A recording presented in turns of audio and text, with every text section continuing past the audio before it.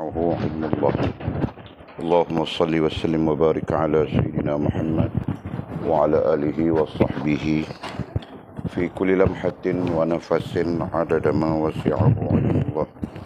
بسم الله ما شاء الله، بسم الله ما شاء الله، بسم الله ما شاء الله، وما لم يشاء لم يكن. لا حول ولا قوة إلا بالله العلي العظيم. لا حول ولا قوة إلا بالله العلي العظيم. لا حول ولا قوة إلا بالله العلي العظيم. اللهم ارحمنا بالقرآن واجعله لنا إماما ونورا وهدى ورحمة. اللهم ذكرنا منه ما نسينا، علمنا منه ما جهلنا، وارزقنا تلاوته آناء الليل وأطراف النهار، واجعله لنا حجة يا رب العالمين. اللهم افتح لنا فتوح العارفين، وارزقنا فهم النبيين، واجعلنا من عبادك الصالحين والمتقين يا رب العالمين. بسم الله الرحمن الرحيم. قال مصنف رحمه الله تعالى: نفعنا الله بعلومه وبكتابه في الدارين، اللهم آمين يا رب العالمين. وبعد قال: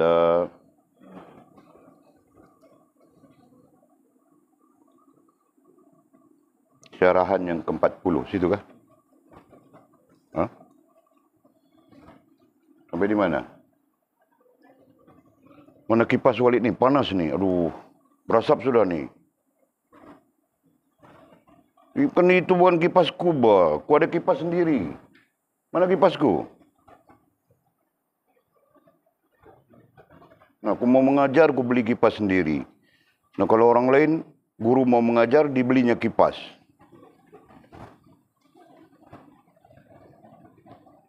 Mana perginya kipasku?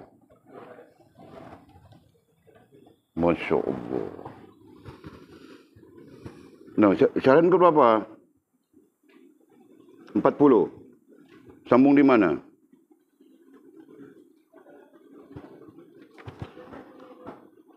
Tiga dua di mana?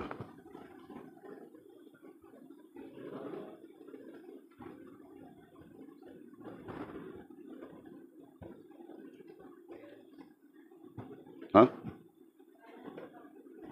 Baris yang keberapa?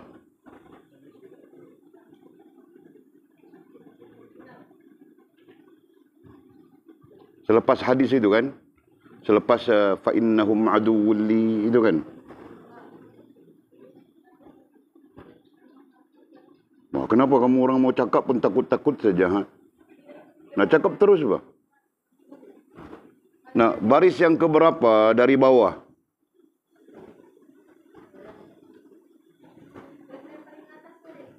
Perenggan paling atas. Nah, perenggan paling atas baris keberapa dari atas?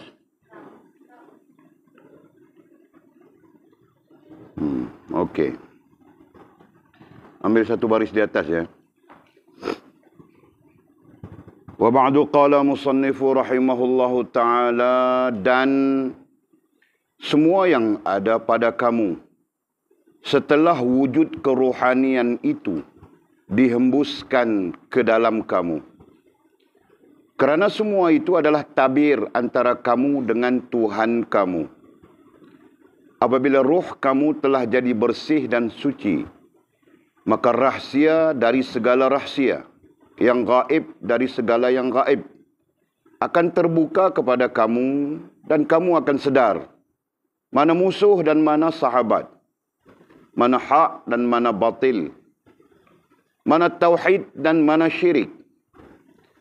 Nabi Ibrahim AS bersabda, dan dirakamkan di dalam Al-Qurannya, A'udzubillahi minasyaitanirrajim, fa'innahum aduwwun li illa rabbal alamin.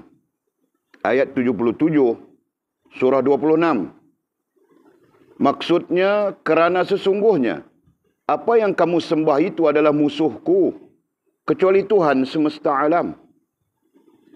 Yang baginda maksudkan dengan musuh itu ialah berhala. Oleh itu, kamu anggap diri kamu dan seluruh kejadian, yakni makhluk ini, sebagai berhala. Dan dengan itu, jangan kamu patuh dan turut segalanya itu. Hanya dengan itu sahaja, kamu dikurnia rahsia-rahsia dan ilmu ketuhanan dan perkara-perkara yang jarang ditemui orang.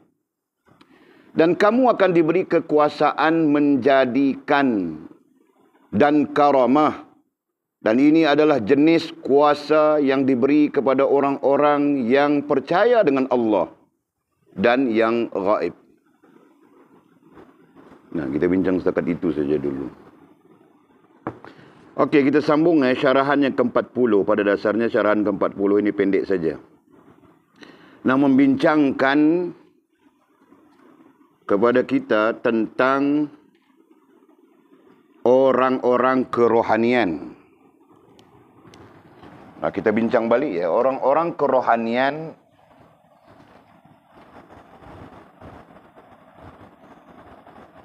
siapakah orang-orang kerohanian? Nah, kita kasih maknanya sudah. Betul kan? Nah, Anjung boleh bacakan makna orang kerohanian itu? 1, 2, 3, 4, berapa? Nah, Anjung bilang malu, boleh bacakan, dia bilang malu. Walaupun tidak tahu mau buat macam mana. Dengan dalam majlis dia malu, luar majlis dia nyanyi saja. Walid tadi datang belakang sana dengar dia nyanyi. Wah, penuh surau, penuh tempat ini dia nyanyi. Bukan kau nyanyi tadi. Nah, Walid kasih tahu Wacik, kasih tahu Ekal, kasih tahu Arif, kasih tahu budak itu perlahankan bah. Betul kan, cik kan?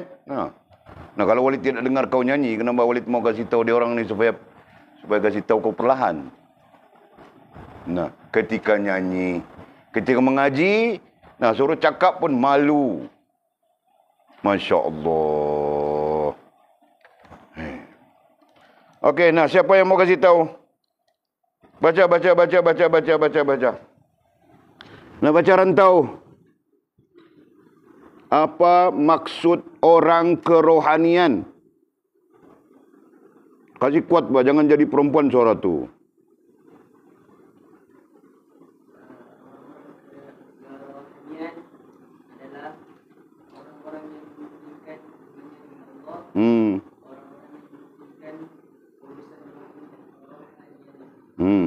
Nah, semua orang sama kah catatannya? Dhabitnya sama kah? Okey. Nah, itu orang kerohanian. Nah, sekarang kita relate ya, kita hubungkan orang kerohanian pada sisi sempurnanya disebut ahlillah. Okey? Orang kerohanian pada sisi, pada keadaan sempurna kerohaniannya disebut dengan ahlillah. Nah, di sana kamu orang nampak sudah. Ahli dunia kosong langsung daripada kerohanian. Ahli akhirah, nah mungkin dia terkait sedikit dengan kerohanian. Nah, ahlillah orang yang sempurna kerohaniannya. Boleh faham ke itu?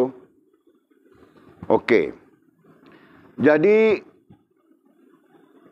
kita berbincang panjang sudah berkaitan dengan orang kerohanian dan kita bertemu dengan syarat.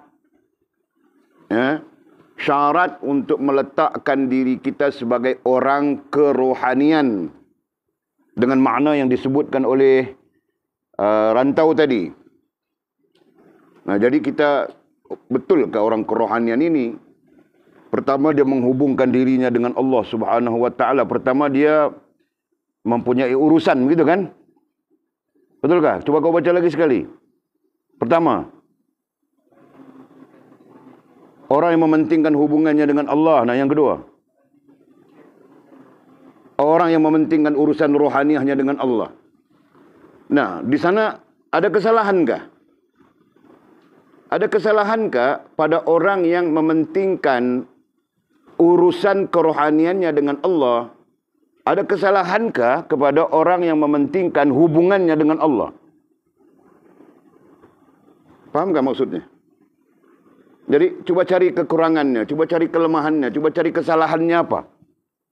Berbanding dengan orang yang tidak mementingkan hubungannya dengan Allah dan tidak mementingkan urusannya dengan Allah.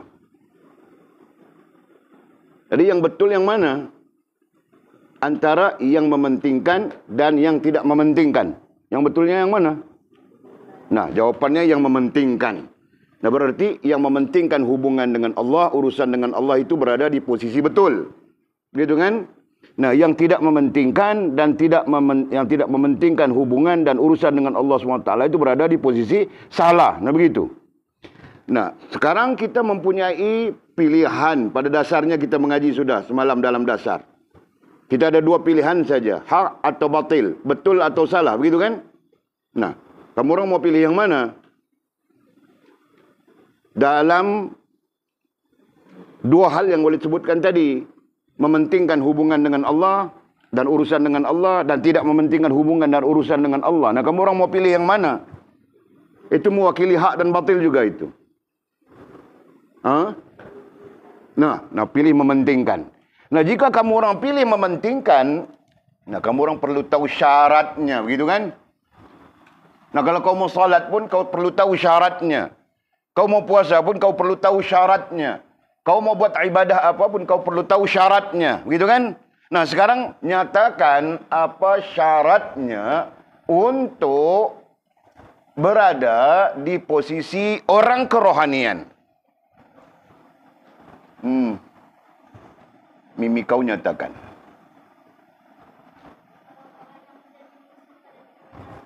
Nah, apa maksud orang yang menjadi musuh kepada dirinya sendiri?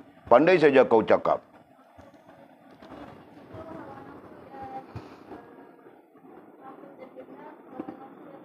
Wah, pandai wah, kau boleh menikah sudah tu. Tiada? Nah, bagus. Okey, yang kedua. Yang kedua, mizi. Nah, kau sebut yang kedua. Apa syaratnya?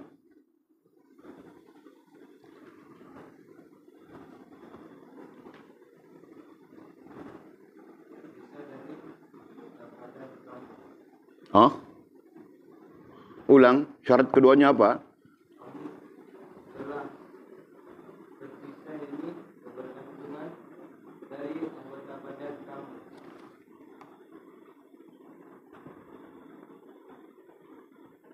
Okey. Tak fahamkan maksudnya apa? Ceritakan bah yang kau faham maksudnya. Terpisah dari anggota badan, kau cabut tangan kau kah? Kau cabut telinga kau kah? Kau cabut kaki kau kah? Nah, apa maksudnya itu?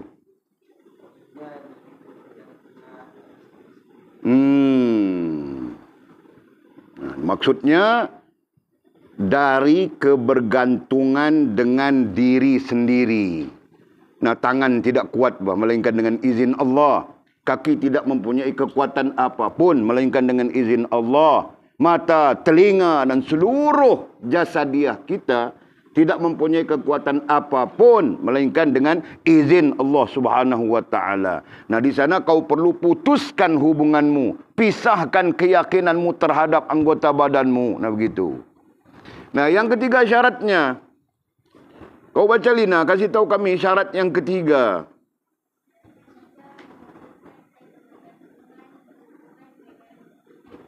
Nah, jelaskan kepada kami apa itu memutuskan perhubungan, pergantungan dengan wujud kamu. Apa?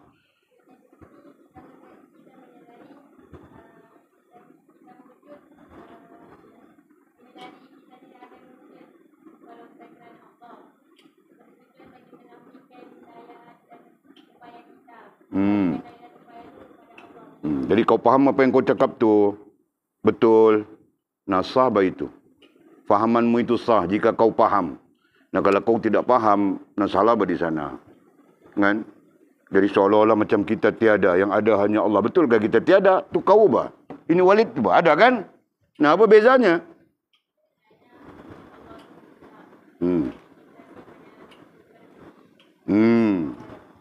Dari wujud Allah itu apa? Hakiki. Nah, wujud kita. Nah, bilang apa? Majazi. Nah, mau paham begitu, bah. Anjung, kau paham begitu kan? Kau pun paham begitu kan? Jadi kau paham macam mana, Anjung? Kalau kau tidak paham begitu, nah itu salah, bah. Datang sudah kipasku. Ada rupanya. Kau sorok di mana, Bang Arif? Kau ni kalau yang untukku, kau sorok-sorok saja.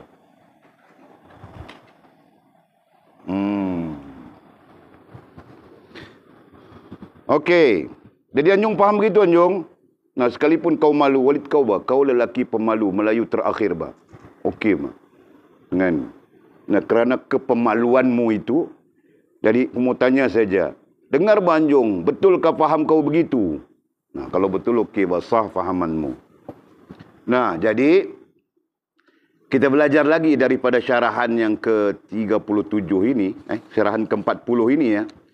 Apabila kita berjaya mendirikan 3 syarat yang kita sebutkan tadi di dalam diri kita, kan? Allah Subhanahu wa taala mana? Allah Subhanahu wa taala akan meniupkan. Nah, kita istilahkan begitu ya. Allah Subhanahu wa taala akan meniupkan, memberi. Nah, istilahnya di sana yang kita baca tadi.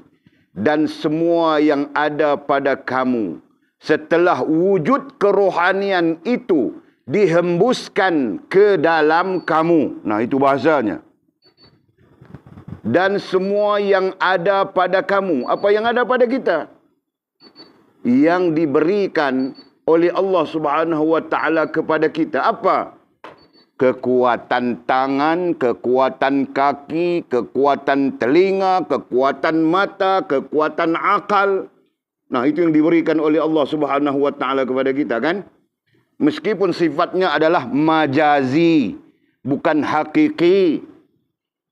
Tetapi Allah Subhanahu wa taala menganugerahkan kepada kita. Betul? Nah, sampai-sampai Mimi pikir sudah dia, macam mana mau buat istananya di udara.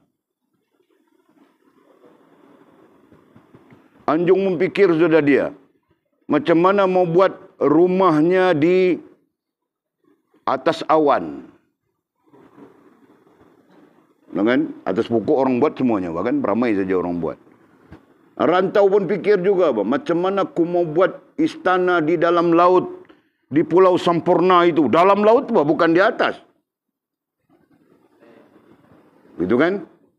Contoh, ini contoh saja, supaya kamu orang dapat melihatnya. Nah, itu semua gambaran yang kita bilang dalam bahasanya adalah kekuatan. Tapi tidak sesuai dengan perkataan kekuatan sebenarnya. Nah, perkataannya apa? Perkataannya apa? Siapa tahu? Kudrat, keupayaan. Nah, Allah Subhanahu wa taala menganugerahkan kepada kita keupayaan. Nah, di sana ada keupayaan tangan, ada keupayaan kaki, ada keupayaan telinga, ada keupayaan mata, ada keupayaan otak dan sebagainya. Betul kan? Nah, macam kamu orang Allah kasih keupayaan kaki dan tangan pergi tanam pokok ubi. Hari ini orang lelaki Allah SWT tidak kasih keupayaan kaki dan tangan untuk buat kerja. Kamu orang buat kerja apa hari ini? Pasang itu. Bagi betul. No, hebat buat dia orang. Ya kan? Nah, ada yang Allah kasih keupayaan tidur saja, yang lain tidak tahu mau buat apa, macam Maulid bah. Hari ini Allah kasih keupayaan tidur saja. Jadi aku pulang tadi aku tidur bah. Rasa tidak sihat, begitu kan?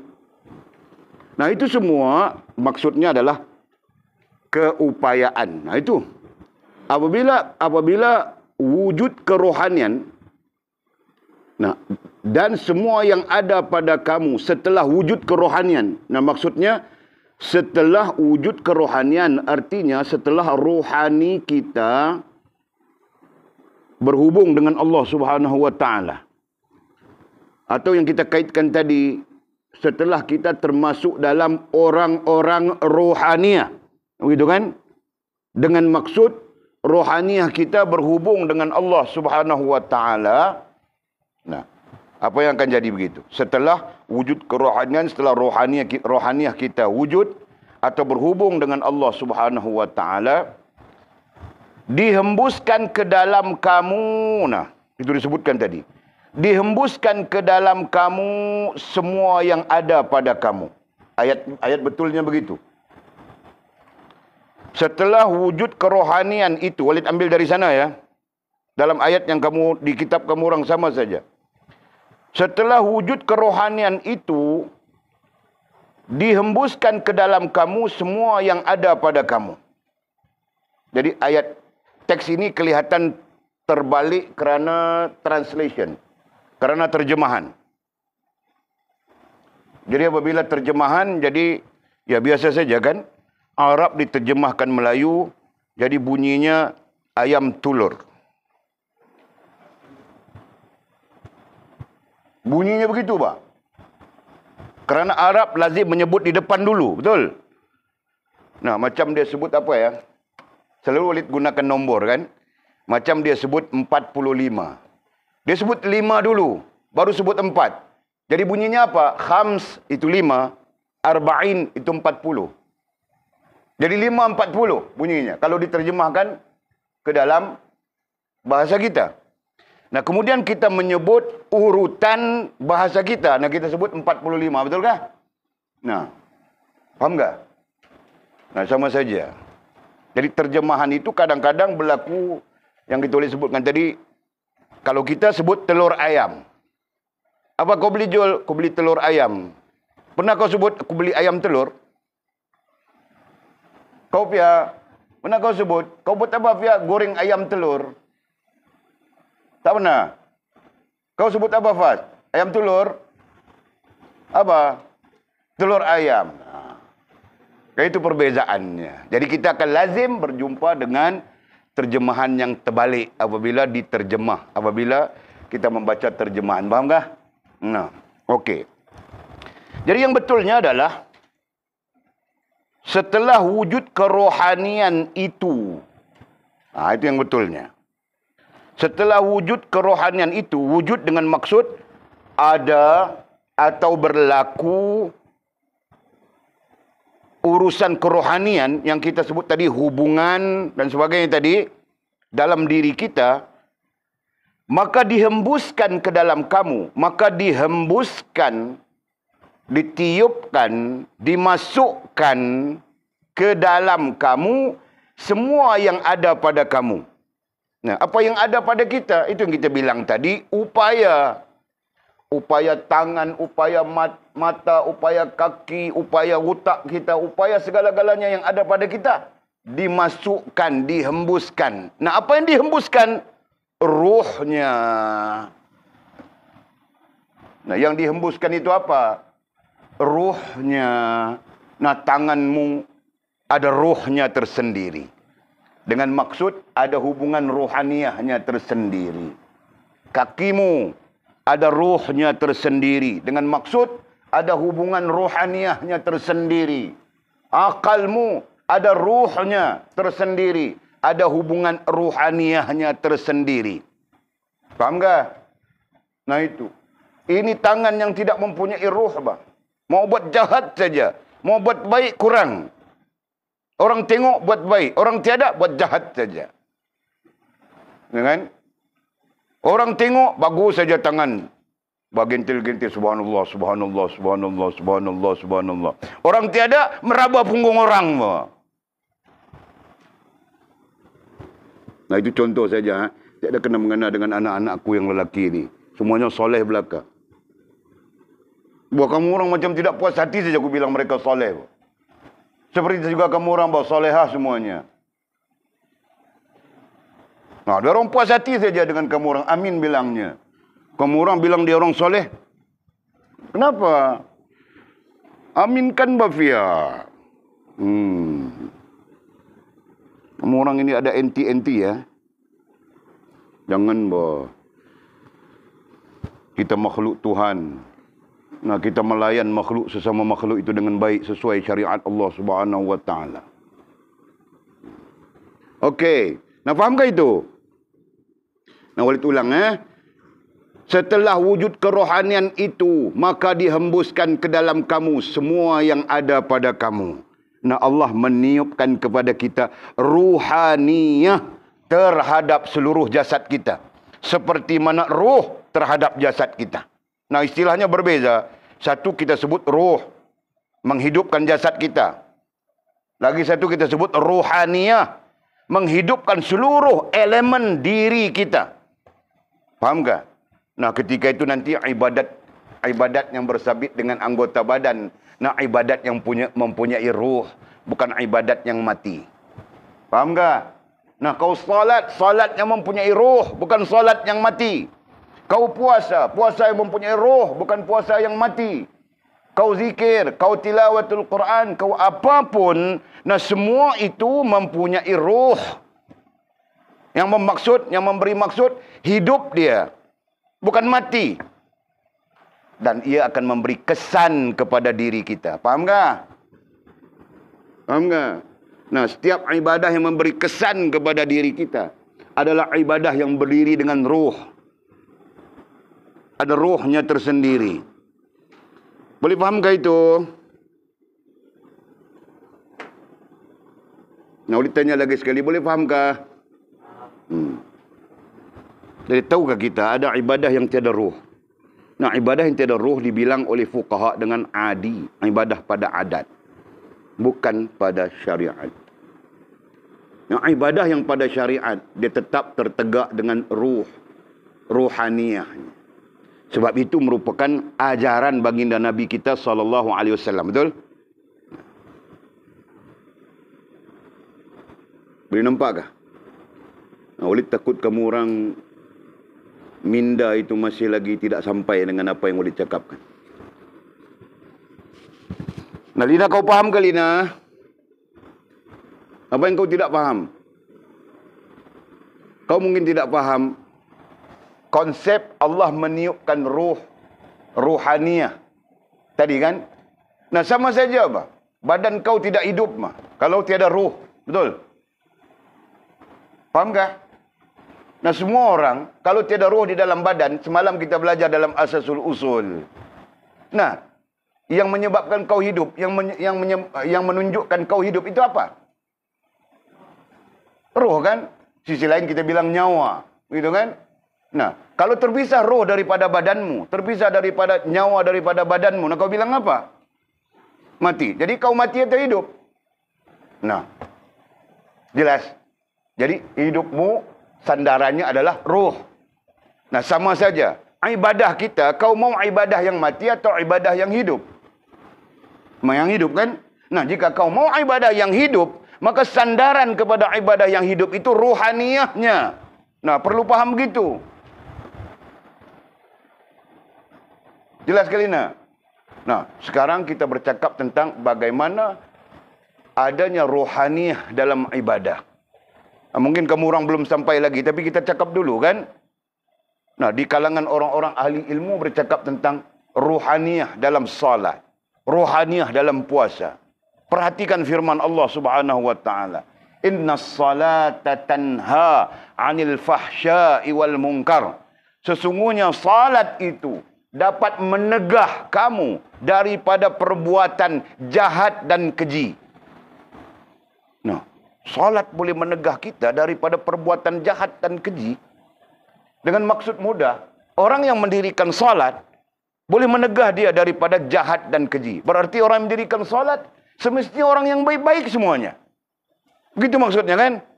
Nah, kita dapati orang yang salat Pak Haji, Pak Lebay dia. Orang masjid dia begitu begini. Curi juga berduit tabung masjid. Betul kan? Nah, orang masjid dia begitu begini. Bagus buat dia.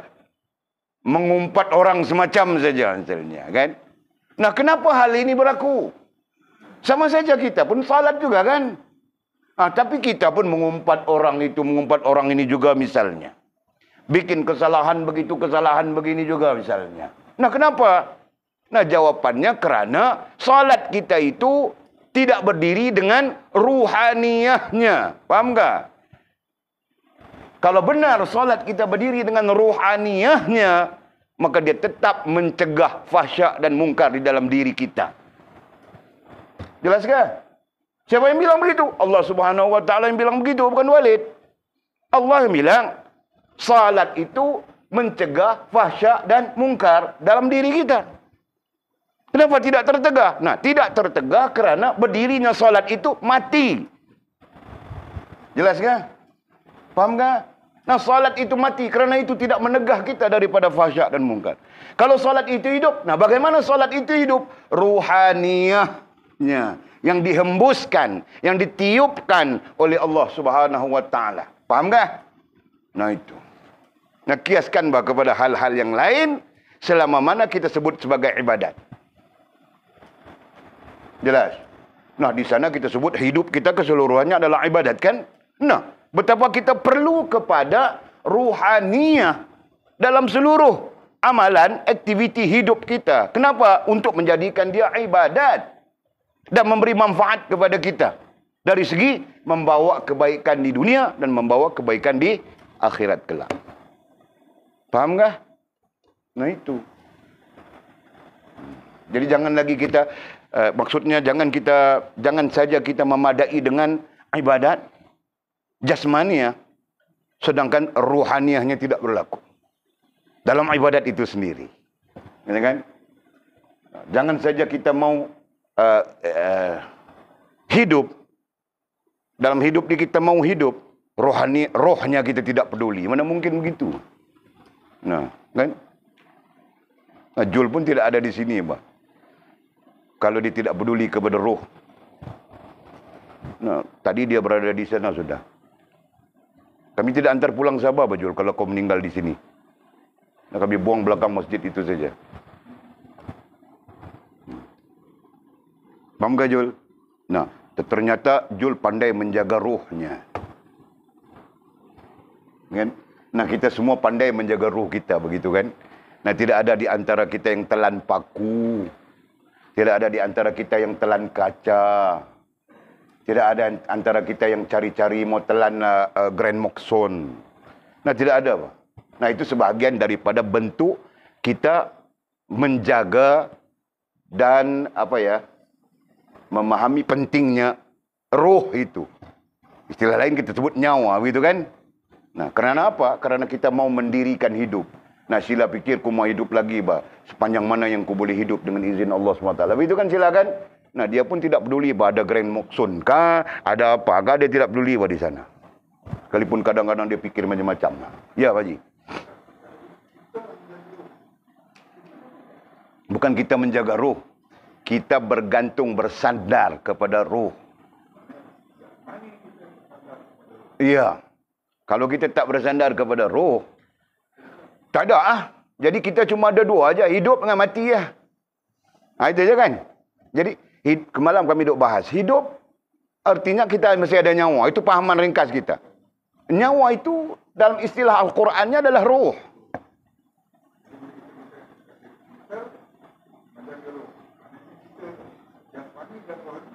Kena jaga, menjaga rohaniah itu. Iya. Jadi dia ada konsep yang berbeza ya Pak Haji, Pak Haji Nafiah kita ya. Saya takut anak-anak kita pun saya takut tak faham juga. Nah, satu kita sebut roh. Yang ni terkait dengan jasad. Jasad ni artinya menyeluruh dari kepala sampai kaki, semua sekali. Semua sekali kita declare jasad, termasuk otak kita dalam objek itu adalah jasad. Lagi satu ruhaniyah. Yang ni termasuk dengan kaitan dengan jasad yang kita panggil tingkah laku ataupun amalan. Yang ni terkait dengan yang ni. Hak ni panggil ruhaniyah. Jelas kan? Jadi istilah dia, hal dia sama aja. Hal dia sama saja. Hal dia sama saja. Beza istilah untuk supaya kita, contoh kita sebut solat. Solat itu adalah amalan. Yang menghidupkan solat itu, menyebabkan solat itu hidup dan memberi kesan kepada kita dari sudut Allah sebut mencegah fahsyak dan mungkar adalah rohaniah solat itu. Itu maksudnya. Jadi persoalan kita perlu menjaga roh, sama saja. Jasad perlu menjaga roh, roh akan mendirikan jasad. Tingkah laku perlu dijaga, menjaga rohaniah. Rohaniah itu akan mendirikan tingkah laku. Boleh faham konsep? Itu penting, itu kepentingan. Jadi bila sebut kerohanian, maka jelas-jelas berkaitan dengan diri kita. Dan hal ini yang tidak difahami oleh kebanyakan manusia. Nah, mudah-mudahan Allah Subhanahu wa taala memberi kita kefahaman. Jelas kan? Nah, sampai-sampai nanti apa saja yang kita mau dia jadi ibadah pada sisi kita, nah kita sebut sudah hidup itu sendirilah ibadah, ya kan?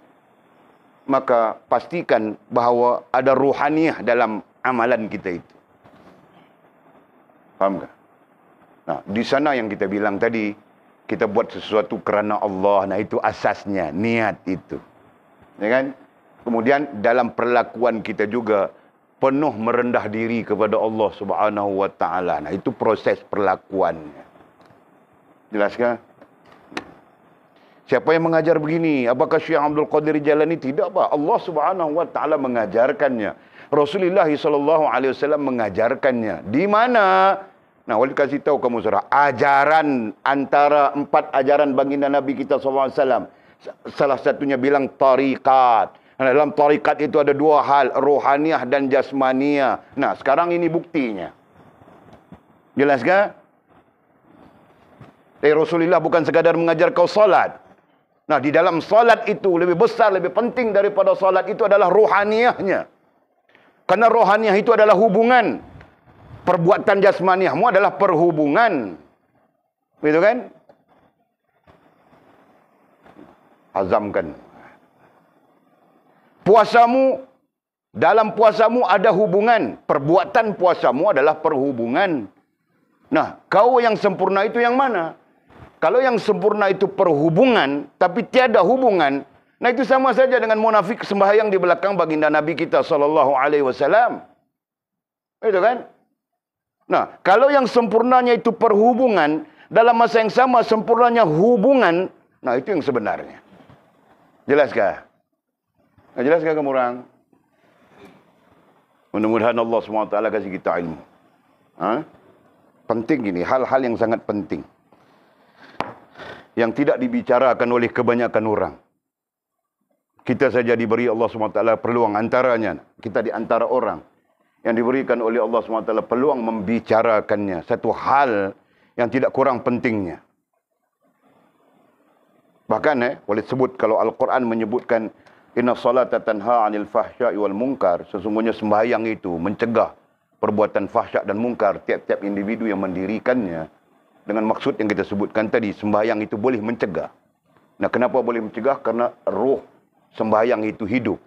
Karena berdirinya rohaniah berserta dengan jasmaniah kita mendirikan salat. Nah, begitu juga hal-hal ibadah yang lain. Sama saja.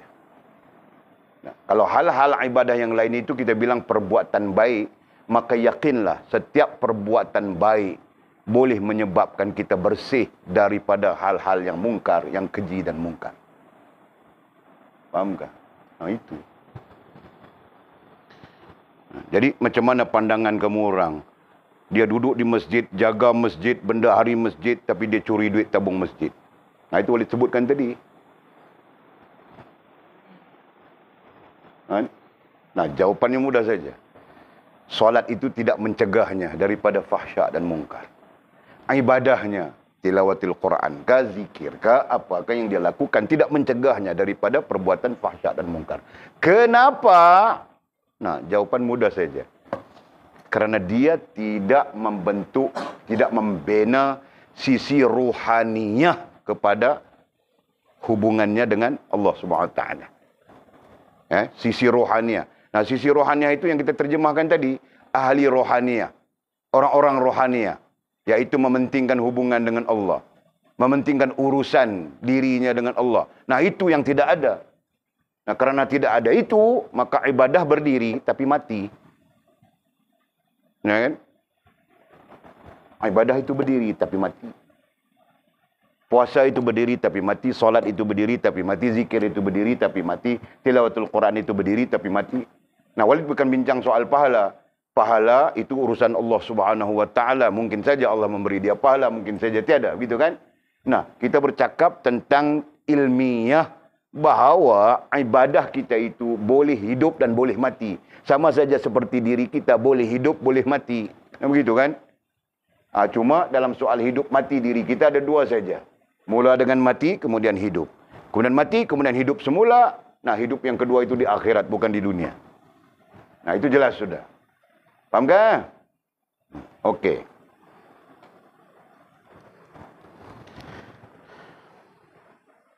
Jadi perkataan yang ada di kitab kita adalah dihembuskan ke dalam kamu. Jangan keliru ya.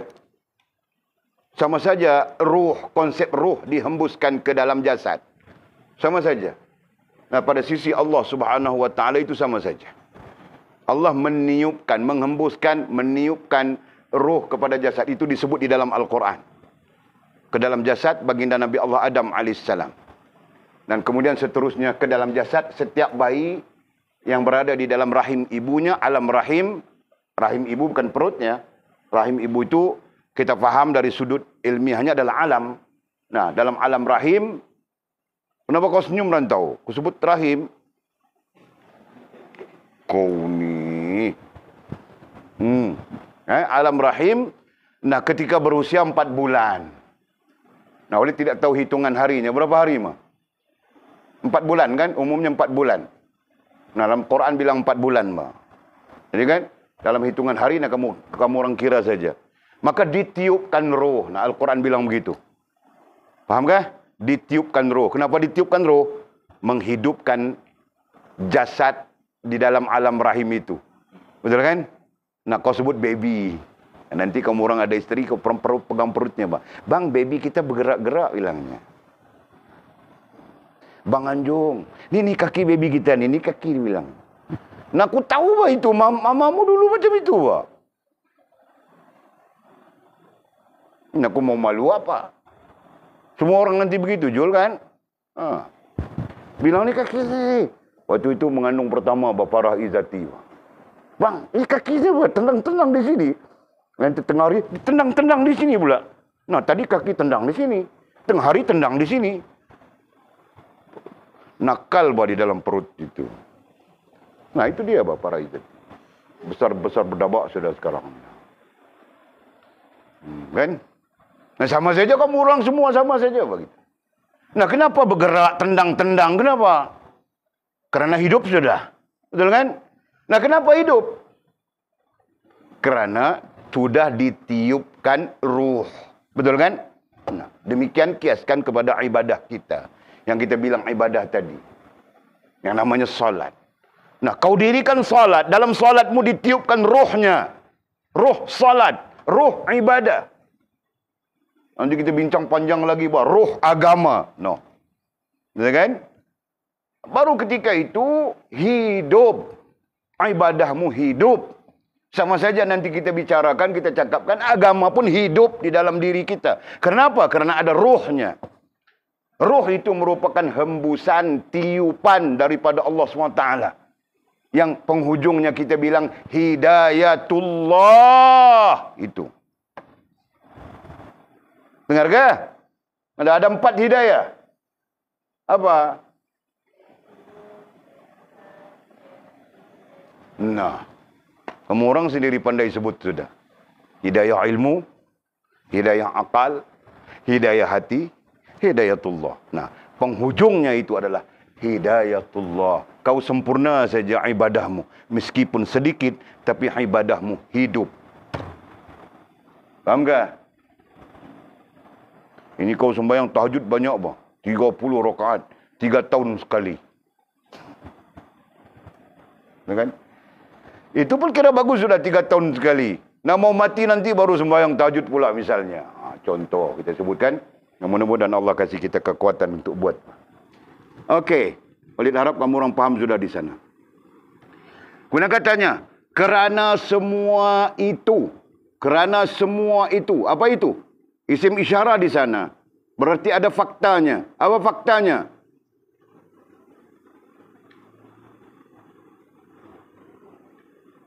Nah, kerana semua itu. Apa faktanya ya? Faktanya semua yang ada pada kamu itu. Kerana semua itu yang ada pada kamu. Apa yang ada pada kita? Kaki, tangan, mata, telinga dan lain-lain bah. Apa saja yang ada pada kita, pada diri kita. Kerana semua itu yang ada padamu adalah tabir antara kamu dengan Tuhan kamu. Adalah boleh jadi. boleh menjadi. Begitu.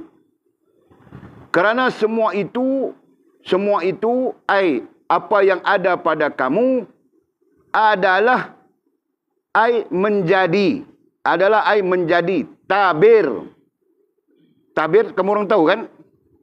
Nah, penghalang. Tabir ai penghalang antara kamu dengan Tuhanmu. Nah, di sini penjelasan penting perlu. Nah, maksudnya apa? Maksudnya apa yang ada pada kita. Semua, karena semua itu apa yang ada pada kamu. Nah, apa yang ada pada kita boleh menjadi penghalang. Boleh menjadi penghalang antara kamu dengan Tuhanmu. Antara kita dengan Allah SWT. Maksud penghalang itu apa? Nah, bergantungnya kita kepada apa yang ada pada diri kita. Nah, itu kita bilang tadi, cari air sikit lah. Ada. Di sana orang bergantung dengan kepandaiannya. Di sana orang bergantung dengan kekuatannya. Di sana orang bergantung dengan duit yang banyaknya. Di sana orang bergantung dengan apa saja yang ada padanya. Betul kan? Nah, ada orang bergantung dengan kecantikannya. Ada orang bergantung dengan kehansomannya. Ada orang bergantung dengan... Nah, semua bergantung dengan dirinya. Bukan bergantung dengan Allah Subhanahu wa ta'ala. Sedangkan kita belajar kebergantungan.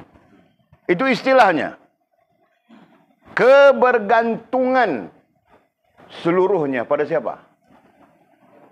Nah, pada Allah Subhanahu wa ta'ala.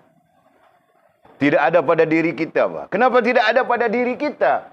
Nah, kita pada hakikatnya tidak ada. Pada hakikatnya majas saja. Kau mau bergantung dengan apa? Jelas? Nah, kita bergantung kepada yang maha hak, yaitu Allah Subhanahu wa ta'ala. Wujudnya hakiki. Begitu kan? Nah, itu bilang kebergantungan. Nah, kamu orang nampak ke itu? Nah, jadi kenapa kau mau bergantung dengan tanganmu? Jadi tangan tidak mempunyai upaya? Ya, melainkan dengan izin Allah. Berapa banyak tangan yang tidak mempunyai upaya? Mau angkat pun tidak boleh sudah. Dengan kakimu. Nah, berapa banyak kaki yang tidak mempunyai upaya? Otak. Berapa banyak otak yang tidak mempunyai upaya? Nah, kita di Sungai Petani dulu ada seorang, mah. Siapa nama dia? Meninggal sudah. Mudah-mudahan Allah mengampunkan dosanya. Allah memberi kelebihan kepada dia. Sesuai dengan taklif syarak yang gugur daripadanya. Apa nama yang berjalan? Orang tu pandai tu. Apa nama dia? Yang berjalan kadang-kadang dia semayang tepi-tepi jalan tu. Dia tak peduli apa. Nah, pandangan kita short sudah dia. Pandangan zahir kita. Short. Gila sudah. Nah, kan? Nah, tapi di sisi Allah gugur taklif syaraknya. Kan? Orang cerdik, orang pandai. Siapa nama dia? Lupa, Masya Allah. Kita sebut nama dia, mudah-mudahan Allah memberi barakah. Adik-beradik Tun Mahathir juga tu dia kata. Wallahualam. Saya ingat nama. Itu kan? Nah, pandai dia, bijak dia. Pernah menjadi pensyarah di UPSI kalau tidak silap. UPSI kan cik kan? Pandai dia mengajar bidang fizik. Berarti orang pandai, orang bijak. Tapi Allah mengambil kekuatan akalnya. Karena kekuatan akal itu adalah hak Allah. Gitu kan? Nah, kita bincang sudah tentang hak. Nah, kita pinjam semuanya. Mana ada hak kita? Akalmu yang cerdas sekarang ini pun hak Allah. Nah, besok-besok mungkin Allah SWT cabut cerdasmu. Nah, kau jadi macam ayam berak kapur saja. Kenapa si Fas ini macam ayam berak kapur saja? Rupanya Allah cabut sudah. Paham tak? Nah, karena itu kau perlu jaga. Dan kita bilang tadi, jaga rohaniah kita. Jaga roh kita. Kan? Paham tak? Allah ya Allah. Nah, jadi bilangnya, karena semua itu apa yang ada pada kamu adalah boleh menjadi tabir, penghalang antara kamu dengan Tuhan kamu. Ya benar kan? Boleh menjadi penghalang. Nah, itu menjadi kita tidak melihat kebesaran Tuhan kerana kita kuat, kerana kita pandai, kerana kita itu, kita begini. Nah, kita tidak nampak pun kebesaran Allah Subhanahu wa taala. Nah, berapa ramai manusia yang sebegitu? Kerana dia pandai, kerana dia bijak, kerana dia mempunyai keuangan yang hebat, begitu begini. Nah, mereka tidak melihat pun kebesaran Allah Subhanahu wa taala. Betul kah? Nah, itu bah. Wali kenal banyak orang bah. Kalau profesornya profesor itu, profesor ini, solat pun tiada bah. Hebat pikirannya, begitu, begini, begitu. Tapi solat pun tiada.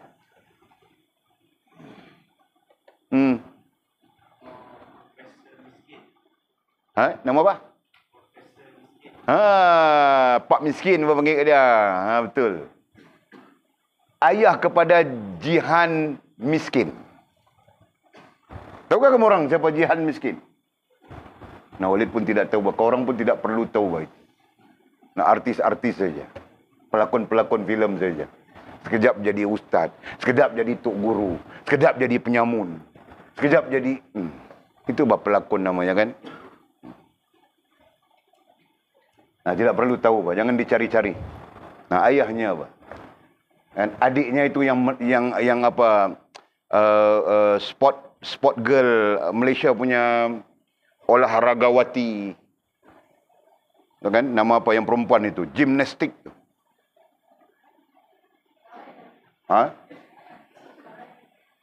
Apa? Bukan Sarah Ann, bah. Bukan Farah Ann, bah. Ada seorang lagi sebelum Farah Ann itu. Yang dia ratu gimnastik tu. Wah, hebat bah dia. Miskin, binti miskin bah di ujungnya. Nah, itu adiknya. Anak Pak ini juga, Pak Miskin. Okey. Nah, kamu orang fahamkah? Menjadi tabir itu tadi. Nah, jadi kalau kau bergantung dengan keupayaan yang ada padamu, nak menggantikan kuasa Tuhan di sana sudah, kan? Nah, itu kebanyakan orang. Nah, kita tidak mau menjadi begitu. Akidah kita tetap dengan Allah Subhanahu wa taala sebagai tempat bergantung. Sementara ikhtiar kita itu tidak menjadi kesalahan. Kita bergantungan dengan apapun. Itu kan? Sakit kita perlu makan ubat. Itu sebagai ikhtiar kita, kebergantungan. Tetapi akidah kita tetap dengan Allah Subhanahu wa taala yang memberikan kesembuhan dan sebagainya. Betul kah? Nah, begitu. Okey. Apabila ruh kamu telah jadi bersih dan suci. Nah, dia bilang, apabila ruh kamu telah jadi bersih dan suci. Kenapa ruh tidak bersih kah? Tidak suci kah? Ruh itu adalah bersih. Ruh itu adalah suci. Yang tidak bersih, tidak suci itu adalah jasmaniah kita. Yang kotor itu adalah jasmaniah kita. Tetapi kita jangan lupa bahawa dalam elemen jasmaniah itu ada elemen rohaniah. Nah, di sana. Ya kan? Tadi kita tunjukkan di sini, Pak. Nah, di sini roh dan jasad ini, roh ini bersih, Pak. Yang ini bersih. Suci bersih. Berada di sisi fitrahnya, suci bersih yang ini. Nah, yang kemudian kotor yang ini. Kan? Apabila ini kotor, dia membawa kepada kekotoran ini, rohaniah ini. Nah, apabila kekotoran rohaniah ini kotor, dia membawa kepada tingkah laku dan amalan yang kotor. Nah, itu. Jadi, apakah ada perbezaan di antara roh dan rohaniah? Iya, sudah aku bincangkan tadi. Roh ini terkait dengan jasadmu. Sedangkan rohaniah itu terkait dengan tingkah laku dan amalanmu. Ajar sudah itu. Nah, apa itu? Akalmu, hatimu. Di sini. Jelaskah?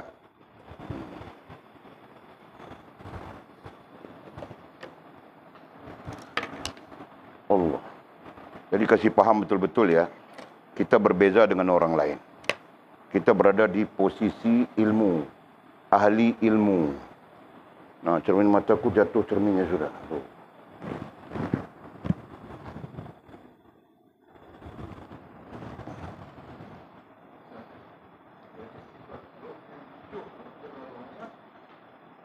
Macam mana?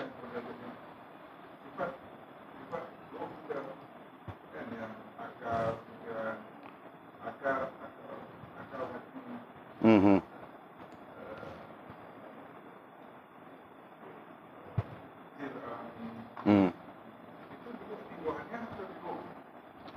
Dia satu sisi dia adalah elemen roh itu sendiri. Satu sisi lain dia adalah elemen rohaniah itu sendiri pula. Sebab itu istilah dia berbeza. Damai dengan pendekatan ataupun istilah yang berbeza. Sekejap. Yang ni kita sebut roh. Yang ni kita sebut roh. Dan ada komponen dia. Ada 6 komponen mo terkait dengan mendirikan atau menghidupkan jasad ni. Macam tu rohaniah. Tapi rohaniah ini komponen dia cuma 2 Komponen dia cuma 2. Yang ni komponen dia plus roh ini ada lagi 6 kan? Okey, ada lagi 6. Yang ni dia plus rohaniah ni ada lagi 1, ada 2 aja, nama dia akal dan hati. Itu perbezaan. Kan? Kita gunakan istilah rohaniah. Kadang-kadang kita gunakan istilah rasa dan perasaan. Itu. Tapi dalam membicarakan dia punya orang panggil apa, dia punya objek, dia punya bentuk, kita tak boleh gunakan rasa dan perasaan. Sebab rasa dan perasaan itu adalah subjektif dan more kepada implikasi. Dia feel begitu. Jadi saya rasa Muhaji mungkin keliru dari sudut istilah yang digunakan. Kan? Tu boleh nampak lah macam tu? Okey. Siapa ada gam tu? Kau ada gam tu ke? Gam yang bubuh sikit lekat sampai selama-lamanya itu, sampai mati, sampai kiamat tu ada ke? Siapa ada? Patah ni, aduh. Cermin mata patah. Cermin mata ribu-ribu ni, patah ni, aduh. Yang hitam ni elok sudah. Kau pasang apa? Skru. Yang ini tidak apa-apa. Ini RM2 saja. Mana kau dapat skru? Oh. Anjum mengorbankan skru jamnya. Masuk di sini. Hebat. Okey. Tak apa. Okey, perhatikan lagi. Apabila ruh ai rohaniah. Nah, kalau kau pakai perkataan ruh nanti kau akan keliru. Kan? Kau akan keliru. Apabila ruh kamu telah jadi bersih dan suci, melainkan kita memang faham separating, kita memang faham separating, pembahagian. Kita memang faham pembahagian terkait jasad secara umum adalah ruh. Nah, terkait amalan tingkah laku kita adalah rohaniah. Seperti mana kita sebutkan tadi. Nah, jika tidak faham, ruh di sini bermaksud ruhaniah. Dan tidak salah, ruh di sini juga bermaksud ruh bagi menghidupkan jasad. Jadi kita boleh pakai 2 version. 2 versi penjelasan. Nah, yang pertamanya, ruh itu boleh mewakili berdirinya jasad, dan ruh itu juga boleh mewakili berdirinya tingkah laku dan amalan. Cumanya untuk berdirinya tingkah laku dan amalan perlu didhabit dengan ruhaniyah. Jadi kita sebutkan apabila ruh ai ruhaniyah kamu telah jadi bersih dan suci. Nah, ini yang kita tunjukkan tadi. Okey. Apabila tingkah laku dan amalan kita, pakai pen biru pula. Apabila tingkah laku dan amalan kita berada di bawah pengaruh ruhaniyah yang bagus, itu kan? Maka dia akan memberi inspirasi kepada jasadiah kita keseluruhannya. Dan apabila dia memberi inspirasi yang bagus kepada jasadiah kita keseluruhannya, maka dia akan kemudian akan membersihkan ruh kita. Induknya itu tadi, perlahan-lahankah atau sekaliguskah menjadi bersih dan suci. Jadi ada dua pertimbangan. Yang ini menjadi bersih dan suci, yang ini juga menjadi bersih dan suci. Kalau yang ini menjadi bersih dan suci, nah itu berarti 6 elemen-elemen itu bersih. Faham tak? 6 lagi, yang campur dengan 6 lagi. Nah kalau ini menjadi bersih dan suci, nah berarti 2 elemen yang kita sebutkan tadi menjadi bersih dan suci. Akal kita jadi bersih, akal kita jadi suci. Faham tak? Nah bagaimana bentuk akal yang bersih dan suci? Nah coba kau andaikan, Mizi. Your hypothesis. Macam mana akal yang bersih dan suci? Nah? Ha? Kau cakap kasih kuat bah. Kau cakap nyonyet macam perempuan bebel saja. Bahal. Macam mana contoh pada fahammu akal yang bersih dan suci? Sentiasa berhubungan dengan Allah, itu saja. Nah, kalau tidak bersih, tidak suci macam mana? Lara. Okey, Pak. Akal yang suci dan bersih sentiasa berhubungan dengan Allah. Nah, lawannya, jika tidak bersih, tidak suci, lara. Bukan setakat lara, Pak. Boleh jadi kafir, Pak. Kan? Kalau pikirnya itu pikir mau buat maksiat saja. Jadi benda yang dipikir pun maksiat saja. Gitu kan? Nah, tidak pikir bahwa mau perbaiki diri kah, berhubungan dengan Allah kan? Nah, itu contoh. Contoh akal yang bersih dan akal yang kotor kita bilang tadi. Gitu kan? Nah, begitu juga hati. Rasa dan perasaan, tempat terasa. Nah, dia pun boleh bersih, boleh kotor. Kau cerita sikit yang kotor itu macam mana? Hati yang kotor. Kau apa?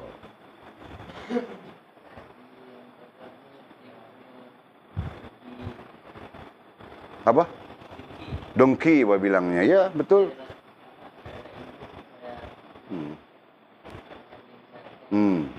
Dengki, sombong. Nah, sifat-sifat mazmumah itu ada di dalamnya. Perasan, rasa bagus, rasa orang lebih lain semua bodoh, dia seorang yang pandai. Gitu kan?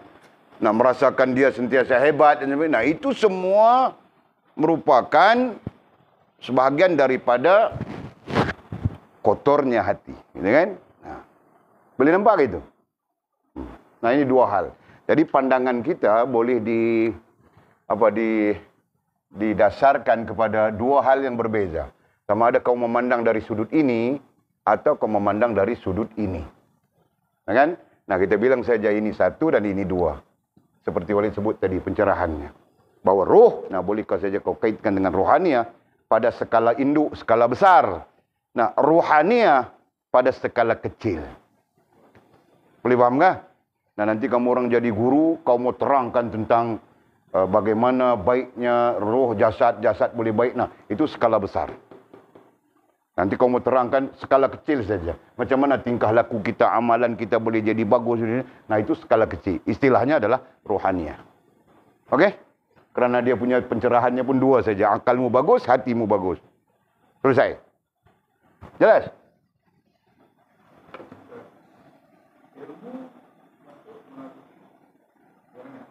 Iya. Rohaniah adalah alat untuk mencapai ilmu. Begitu.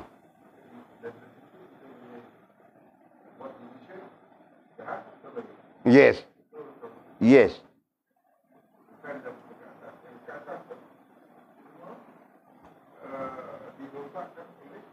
Yes.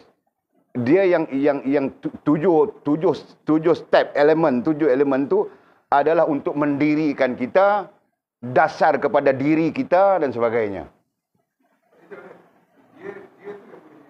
Yes. Ilmu datang daripada rohaniah. Yes. Dan ilmu itu akan buat decision yang racun betul ke tidak. Yes. Ilmu itu akan tunjuk. Jadi dia punya andaian. Walid banyak menggunakan istilah andaian ataupun hipotesis ini kerana Walid belajar dua bidang. Okey, andaiannya begini. Ini rohaniah dan ini roh. Ini andaian dia. Okey. Yang besar itu roh. Dan rohaniah itu berada di dalamnya. Ini andaian untuk memahamkan kepada kita tentang konsep roh dan rohaniah itu. Okay?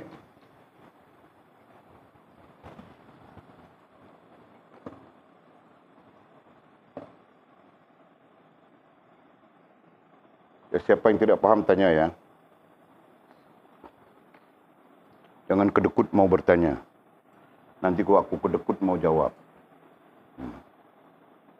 Jadi apabila roh rohaniah kamu telah jadi bersih dan suci, maka, nah ini implikasi. Implikasi roh kita suci, rohaniah kita suci. Apa implikasinya? Nah, perhatikan ya. Maka rahsia dari segala rahsia. Apa maksud rahsia daripada segala rahsia? Nah, maksudnya apa saja yang menjadi rahsia di antaramu dengan makhluk dan di antaramu dengan Tuhan. Nah, itu maksud rahsia dari segala rahsia. Rahsia di sini bukan maksud sesuatu yang disembunyikan dalam fahaman kita. Nah, ini patut menjadi rahsia kita ya. Itu suatu perkara yang perlu disembunyikan dalam fahaman kita.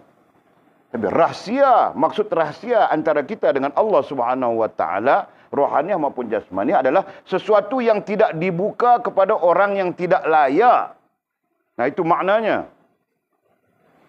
Jadi, rahsia dalam hal hubungan dengan Allah Subhanahu wa taala, dalam hal hubungan dengan Tuhan, maknanya adalah sesuatu yang tidak dibuka, ditunjukkan, diberikan kepada kebanyakan orang, melainkan orang-orang yang layak.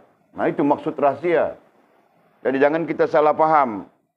Pada hakikatnya tidak ada rahsia apa. Allah Subhanahu wa taala kasih semua. Liyuzhirahu 'alad dini kullih. Tidak ada lagi rahsia, semuanya Allah zahirkan kepada kita. Termasuk baginda Nabi Muhammad sallallahu alaihi wasallam, bahkan melalui baginda Nabi kita Muhammad sallallahu alaihi wasallam, semuanya dizahirkan. Lalu apa ada lagi rahsia? Ya, yang dimaksudkan dengan rahsia itu Allah Subhanahu wa taala tidak buka melainkan kepada orang yang layak. Nah, jatuh lagi cermin mataku.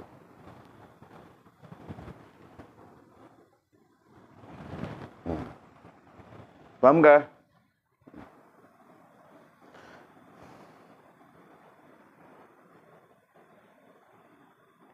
Tidak boleh. Dia ngalang kabut sudah mata aku ni.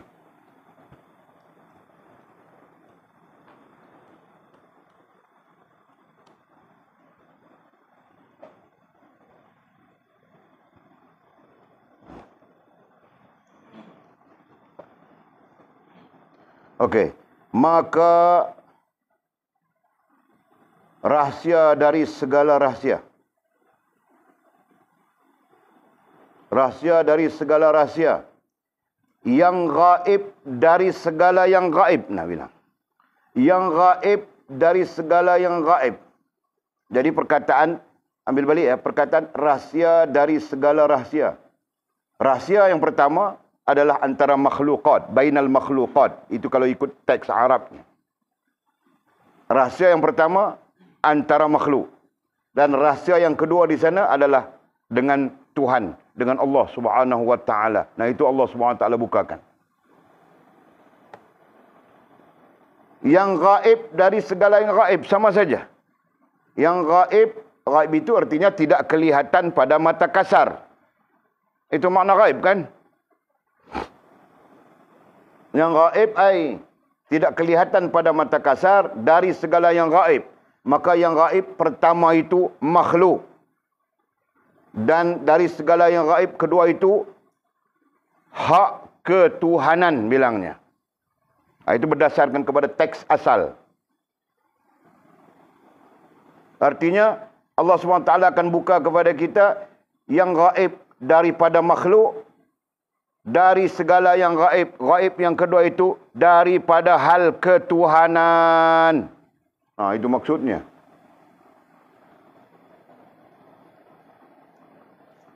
Jadi ayatnya, maka rahsia dari segala rahsia. yang gaib dari segala yang gaib akan terbuka kepada kamu. Akan terbuka bilangnya. Nah, itu terserah kita mau pakai perkataan terbuka ke, dibuka kan, terserah kita. Kan? Jadi kalau terbuka mungkin terbuka dengan sendirinya. Kalau dibuka itu lebih ma'ruf, Allah bukakan kepada kita. Kan? Jadi ayat itu majhul dengan ma'ruf saja. Ma'rufnya dibuka. Berarti ada yang membuka. Siapa yang membuka? Allah Subhanahu wa taala. Itu kan? Nah, jadi kamu orang belajar sampai macam boleh cakap dengan kamu orang. Jadi setiap teks itu kita tahu ayat ini majhul atau ayat ini ma'ruf. Nah, begitu, Pak. Belajar sampai begitu. Bolehkah, Sofia? Nah. Jadi kita mengajar orang nanti, yang majhul kita ma'rufkan. Yang ma'ruf, nah kita tunjuk secara majhulnya. Gitu. Baru orang bilang tahu, Pak. Kan? Tapi jangan kau kalang kabut mau kawin cepat. Tak sempat Walid mau mengajar, mau setting-setting bagi kamu orang faham begitu begini. Okey, jelas sudah. Maka rahsia, Walid ulang ayatnya. Apabila ruh air ruhaniyah kamu telah jadi bersih dan suci, maka rahsia dari segala rahsia. Rahsia pertama, perkataan kedua. Nah, kamu orang faham sudah. Yang gaib dari segala yang gaib pun kamu orang faham sudah. Yang pertama dan yang kedua. Akan terbuka, dibuka kepada kamu. Masya Allah. Terbuka dan dibuka melalui apa? Nah, dasarnya kamu orang belajar sudah. Terbuka dan dibuka melalui sir alami dan sir nafsi. Nah, itu pintunya kepada diri kita. Kan? Jadi Allah Subhanahu wa taala akan membuka kepada kita segala rahsia, segala yang gaib melalui pintunya. Nah, ada pintunya kepada kita. Pintu itu bilang sir alami dan sir nafsi. Jadi ada dua pintu dalam diri kita. Nah, Allah buka melalui itu. Kita nampak saja. Gitu kan? Nanti kamu orang tanya, macam mana kita nampak? Nah, belajar sudah. Nampak tidak semestinya dengan mata. Gitu kan? Nah, ada lagi cara nampak apa? Musyahadah dan mukasyafah. Faham tak? Nah, berarti kita akan nampak dengan musyahadah dan mukasyafah. Nah, sebagian lagi ulama bilang nampak dengan mata kasar bilangnya. Nah, itu lagi dahsyat. Allah buka saja sir alami, Allah buka saja sir nafsi. Nah, ketika itu kelihatan terang pada mata kasar kita. Bukan lagi musyahadah dan mukasyafah sudah. Nah, itu keadaan wali-wali Allah Subhanahu wa taala. Faham tak?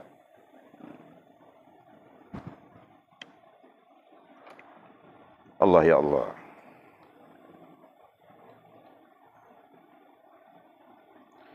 Dan kamu akan sedar. Nah, ketika itu. Ini implikasi di atas implikasi. Nah, bila kita melihat rahsia, segala rahsia, gaib, segala yang gaib.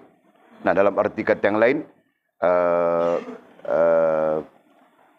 Apa tadi? Sir alami dan sir nafsi itu menjadi terbuka kepada kita melalui sir alami dan sir nafsi. Nah, ketika itu dan kamu akan sedar mana musuh dan mana sahabat. Nah, bilangnya kamu akan sedar. Sebagian ulama tidak bilang sedar di situ. Bilang nampak. Kan? Kamu akan sedar ai nampak. Mana musuh, yang mana menjadi musuh dan yang mana menjadi sahabat. Nah, kamu nampak apa ketika itu?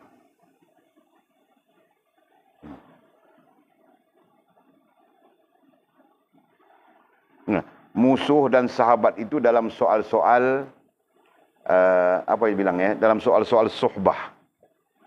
Yaitu tumpang menumpang. Nah, bahasanya dalam soal-soal tumpang menumpang. Nah, kita akan nampak ada orang yang kita boleh tumpang menumpangnya untuk sampai ke hadirat Allah Subhanahu wa taala. Nah, ada orang yang tidak boleh dan sebagainya itu. Kan? Dan kamu akan sedar nampak itu dhabitnya. Mana musuh dan mana sahabat. Nah, jadi pencerahannya ialah mana yang kita boleh tumpang kebaikan, barakah dan sebagainya, dan mana yang tidak ada, yang tidak boleh. Kemudian katanya, koma di sana, kemudian termasuk juga, kita akan sedar, nampak mana yang hak dan mana yang batil. Nah, itu lebih besar. Kita akan nampak. Nah, kalau ditanya nampak dengan nampak hak dan batil itu, yang kita bilang tadi, nampak secara musyahadah, nampak secara mukasyafah, nampak dengan mata kita. Dengan izin Allah Subhanahu wa taala. Nah, kita akan nampak mana yang hak dan mana yang batil. Nah, ini dua pilihan saja dalam hidup kita. Kita pilih yang hak atau pilih yang batil. Nah, justru kerana kita tidak nampak, maka yang hak pun kita buat, yang batil pun kita buat. Yang hak pun kita ambil, yang batil pun kita ambil. Nah, kenapa begitu? Karena kita tidak nampak. Nah, kalau kita nampak mana yang hak, mana yang batil, nah berarti kita boleh memilihnya, menolaknya, menafikannya dan sebagainya secara yang benar dalam diri kita. Begitu kan? Faham tak?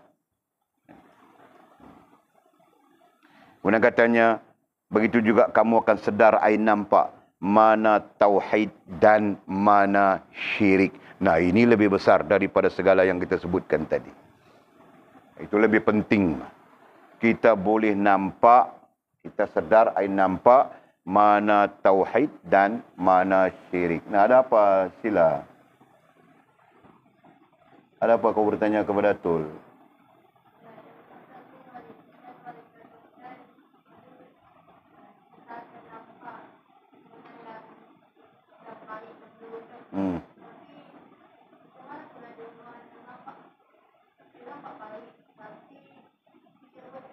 Nah, itu munafik.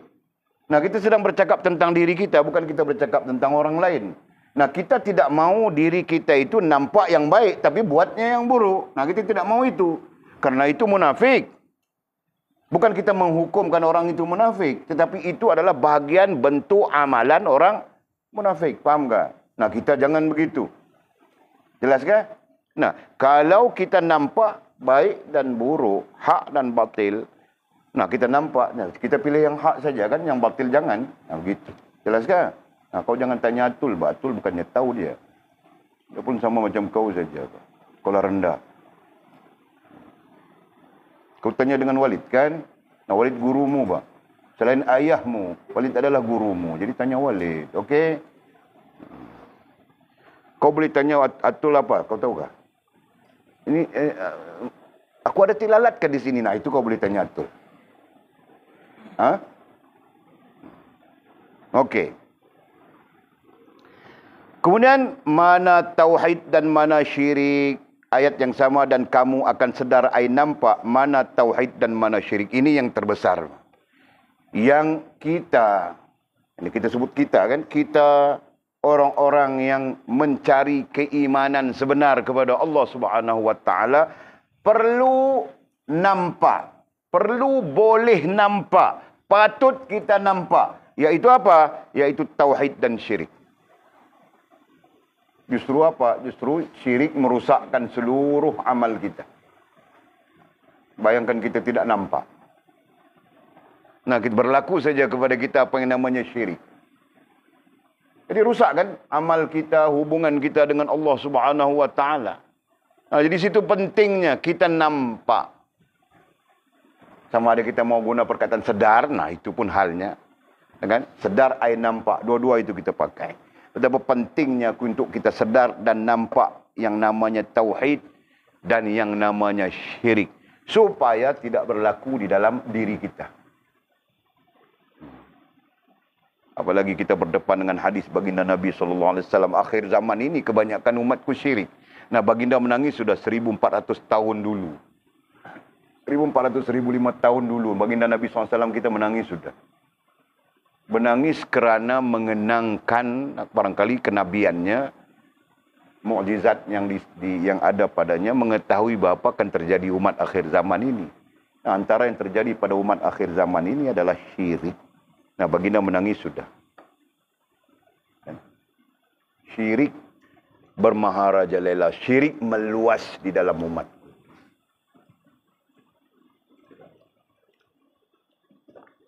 Jadi kalau kita bincangkan, kenapa syirik ya? Karena tidak sedar. Kenapa tidak sedar? Nah, jawapannya mudah saja. Kenapa tidak sedar? Misalnya jawapannya. Kenapa tidak sedar entau? Karena tidak ada ilmu. Prosesnya kan? Nah, kita belajar dari prosesnya. Nah, kerana tidak ada ilmu, maka dia tidak sedar. Nah, datang istilah yang kedua. Sedar itu kita gabungkan dengan nampak. Nah, kenapa tidak nampak? Kenapa terjadinya syirik? Kerana dia tidak nampak. Itu ayatnya kan? Dia tidak nampak bahawa syirik ini sesuatu yang sangat berbahaya, merosakkan, begitu dia tidak nampak itu. Kenapa dia tidak nampak?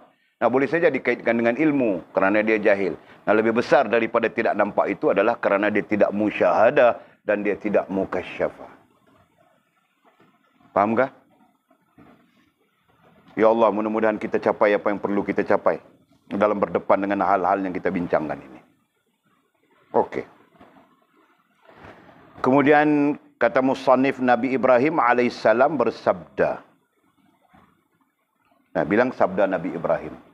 Kemudian sabda ini dirakamkan oleh Allah Subhanahu wa taala di dalam Quran. Ayat 77 surah 26. Yang bunyinya a'udzubillahi minasyaitonirrajim. Fa innahum aduwwun li illa rabbil alamin. Kerana sesungguhnya apa yang kamu sembah itu adalah musuhku, kecuali Tuhan semesta alam. Nah, pada ayat ini, kalau kita bercakap secara tafsir ya, kerana sesungguhnya apa yang kamu sembah, kamu merujuk kepada kaum Nabi Ibrahim alaihissalam, dan boleh juga menjadi iktibar kepada kita seluruhnya. Perkataan kamu. Nah, kita tinggalkan kaum Nabi Ibrahim alaihissalam dalam perbincangan kita ini. Nah, kita jadikan kita sebagai kamu di situ. Pada ayat ini kita andaikan kita sebagai kamu di situ. Karena sesungguhnya apa yang kamu sembah itu adalah musuhku. Apa yang kamu sembah. Jadi kalau kait Nabi Ibrahim, nah mereka sembah patung-patung. Tidak bermaksud mereka sembah patung-patung keseluruhannya. Selain daripada Allah. Itu ayatnya kan? Ayatnya kecuali Tuhan semesta alam. Nah, ini berarti kaum Nabi Ibrahim itu bukan saja menyembah patung-patung. Patung-patung itu menjadi berhala. Bahkan diri mereka sendiri pun menjadi berhala juga. Gitu kan? Akal, kepandaian mereka menjadi berhala. Kesenangan mereka menjadi berhala kepada mereka. Nah, itu maksudnya. Jadi kita belajar dalam akidah sebenarnya, dalam ilmu tauhid nanti kita belajar. Dan Walid pernah menjelaskan kepada kamu orang, yang dimaksudkan berhala itu adalah sesuatu selain daripada Allah Subhanahu wa taala. Pernah belajar kah? Pernah kan? Nah, kamu orang pernah belajar kan? Nah, Walid ajar sudah. Itu dalam prinsip-prinsip tauhid. Dalam Asasul Usul. Dalam Fathur Rahman kalau tidak silap Walid.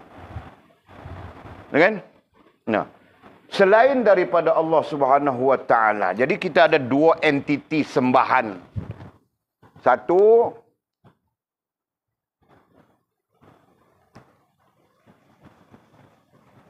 manusia secara umum ya, bukan silap boleh cakap jadi bukan kita ada dua. Satu saja yang kita perlu sembah, Allah Subhanahu wa taala saja.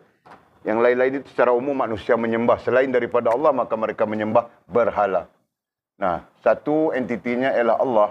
Nah, ini dan lagi satu entitinya selain daripada Allah itu kita bilang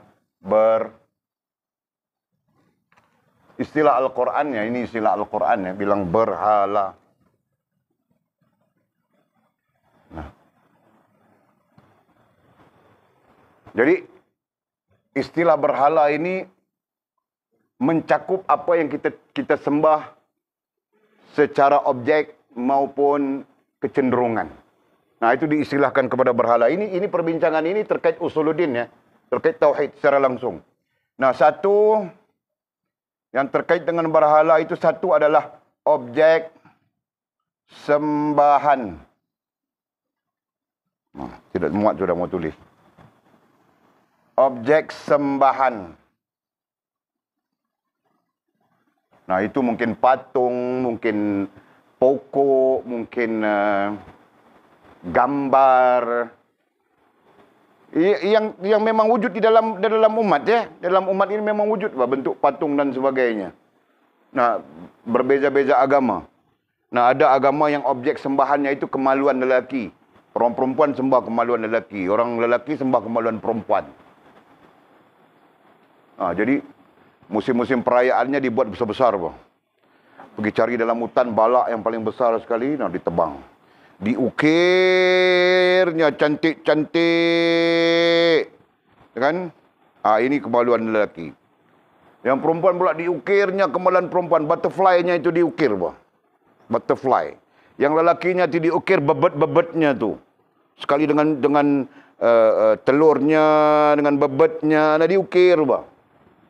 Jadi akan diletakkan di sungai. Nah, ini sungai. Ini sungai yang tinggi. Nah, macam mana ya? Bebet di sebelah sini. Ini sungai, contoh sungai kan. Nah, bebet sebelah sini. Dia mana tinggi? Jadi sungai itu tinggi. Biasanya sungai ini tinggi. Tebingnya tinggi. Macam mana membuat sungai tinggi ya? Nah, macam inilah kurang lebih. Sungai tinggi macam tu. Jadi tebingnya tinggi. Jadi yang paling tinggi itu diletakkan bebet.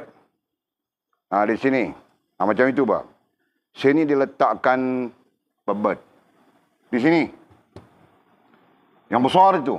Kayu balak yang paling besar, Pak. Yang paling besar itu adalah yang paling bagus. Nah, itu. Kau paham ke Jul cerita ni, Jul? Paham ke? Nah. Okey, di sini diletakkan butterfly-nya. Jadi ini perayaannya. Nanti bebet ini akan akan dibuat jambatan, akan dibuat track. Orang bilang track kan? Rel. Terus track itu sampai ke sini. Maka bebet ini akan mau bilang apa itu? Diluncurkan, gitu kan? Nah, diluncurkan. Pum, laju dia, pum, bertembung dengan butterfly itu. Nah, itu bau upacaranya. Kan? Itu juga sama objek. Nah, ada lagi yang patungnya, yang gambarnya, yang begini. Nah, semua itu kita bilang berhala. Dan ada lagi satu yang diklasifikasikan sebagai berhala. Nah, ini menurut ilmu tauhid, ya, ilmu usuluddin, yaitu kecenderungan kepada selain dari Allah, selain daripada Allah SWT. Jadi di sini perlu kepada huraian, ya, kecenderungan. Nah, jadi kita contohkan kecenderungan kepada basuh kereta. Jadi membasuh kereta dia dari pagi sampai petang sampai malam. Subuh kah, zuhur kah, asar kah, maghrib kah, isya kah, dia tidak pernah peduli misalnya. Faham tak? Maka kereta itu menjadi berhala. Jadi kecenderungan. Apa saja yang dia cenderungkan. Nah, ada orang cenderung memancing. Kan? Kamu orang doa saja. Jangan suami kamu orang nanti dapatnya cenderung memancing saja. Kan? Jadi kalau dia cenderung memancing saja, satu sisi dia bagus. Orang cenderung memancing, dia tidak akan menikah banyak. Betul, Pak. Nah, Walid tidak cenderung memancing, sebab itu Walid menikah banyak. Betul, Pak. Tapi kalau cenderung memancing, dia tidak akan menikah banyak, Pak. Tapi risiko lain, duit banyak habis, dia beli batang pancing saja. Nah, kau minta bang, minta duit. Mau buat apa kau bilang? Aku mau beli lipstick. Dia bilang yang dalam bilik itu ada 10 batang lagi, bos. Semua aku lihat 1 inci lagi, bos. Kasih habis yang itu dulu. Nah, dia pergi beli batang pancing, jorannya, dia pergi beli mesin pancingnya, harga 1.000, 2.000. Nah, ketika itu kau cemburu saja. Aku mau lipstick, dia tidak kasih. Tapi dia yang sendiri pergi beli batang pancing yang harga 1,000, 2,000. Faham tak? Kau jangan takut dia tidak akan ada perempuan lain. Karena perempuan bagi dia adalah mesin itu. Perempuan bagi dia adalah joran. Perempuan bagi dia adalah ikan yang tarik dia punya joran. Nah, itu. Tapi keburukannya macam boleh cerita tadi saja itu. Jadi elak bah, kalau boleh elak. Jangan yang begitu. Dan jangan yang taik burung. Taik burung orang tahu kan taik burung? Kerjanya tahan jebak burung saja. Nah, jebak burung lagi bahaya bah. Kadang-kadang dia tidak peduli kau ada pampers kah, tiada pampers kah, dia kira burungnya saja bah. Kau tahu kah? Nah, jangan. Jadi itu Walid mau cerita kecenderungan tadi. Nah, ada orang kecenderungannya mancing, ada orang kecenderungannya jebak burung, ada orang kecenderungannya itu macam-macam.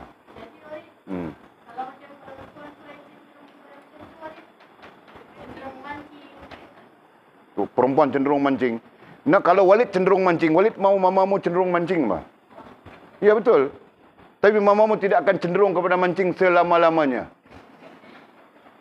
Dia marah lagi ada, kau tahu kah? Nah, itu. Jadi aku mau buat macam mana? Aku mau cenderung kepada mancing, kah? Okey. Nah, paham ini? Pahamkan yang ini? Mimi, Lina, kau nampak kah? Mana mungkin kau nampak, bah, kau tu ketot saja. Bilang nampak konon.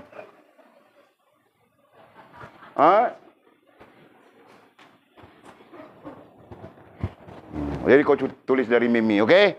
Nah, ini dua hal yang tersabit dengan berhala. Nanti kita bincang panjang ya, berdasarkan kepada nas, sama ada Al-Quran maupun hadis baginda Nabi kita SAW. Nah, kita melihat dari segi ayat ini saja. Okey. Jadi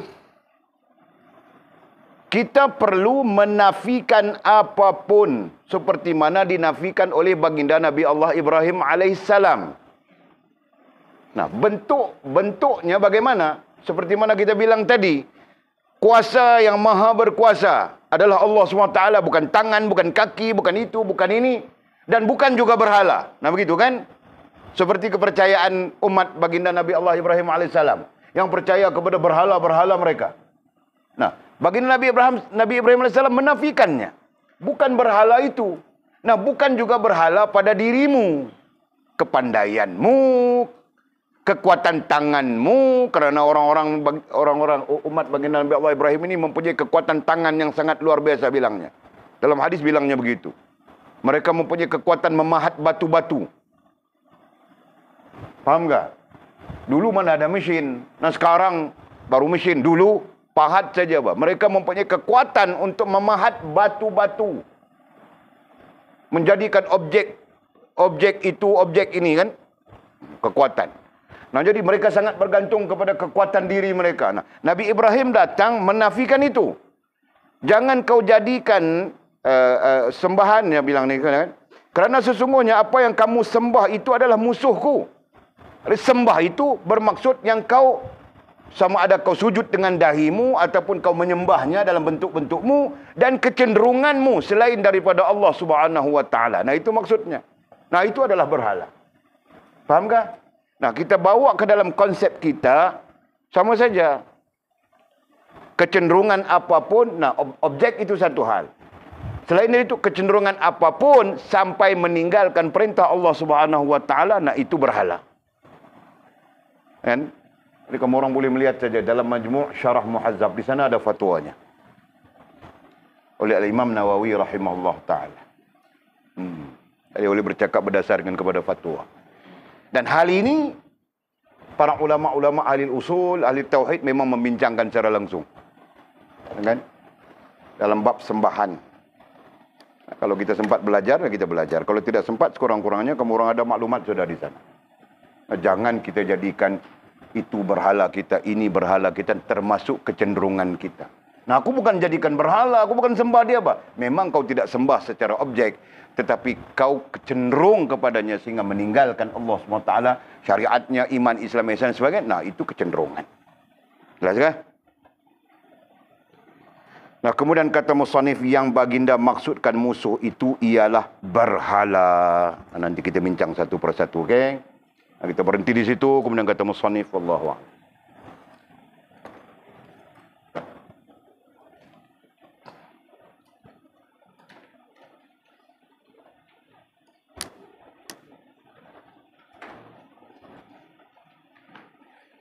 Nah, ada soalan kah?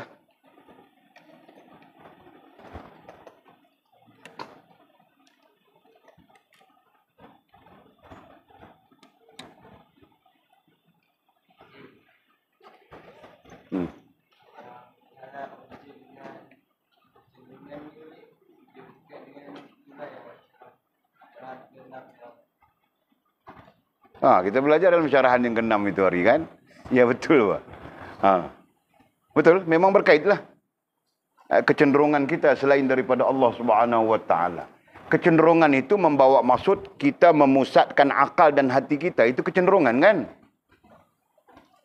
Yang dimaksudkan dengan kecenderungan adalah kita memusatkan akal dan hati. Jadi akal dan hati terpusat ke situ. Dan meremehkan, meninggalkan Allah Subhanahu wa taala. Meninggalkan Allah artinya meninggalkan iman, Islam dan ihsan di situ. Itu maksud. Jadi itulah yang kita cenderung, itulah boleh menjadi berhala. Kalau dalam teks-teks Arabnya bilang itulah berhala maknawi. Faham kah? Semua orang dhabit di sana kan? Okey. Syarahan yang ke-6 boleh dirujuk. Kau tadi bilang 6, sekarang kau bilang 7 pula. Aku yang bohong orang, bah. Masalah. Jadi syarahan ke berapa? Pasti. Nah, syarahan yang ke-7 bilang. Simizi. Okey, lain ada soalan kah? Sudah.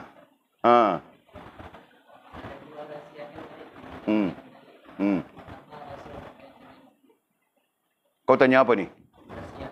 Rahsia, okey. Tentang rahsia. Okey. Okey, boleh tulis bagi kau begini. Dalam bentuk struktur dan carta supaya kau mudah faham. Jadi kalau bird ku lukis, kalau butterfly ku lukis. Nah, ini senang saja ku lukis kan.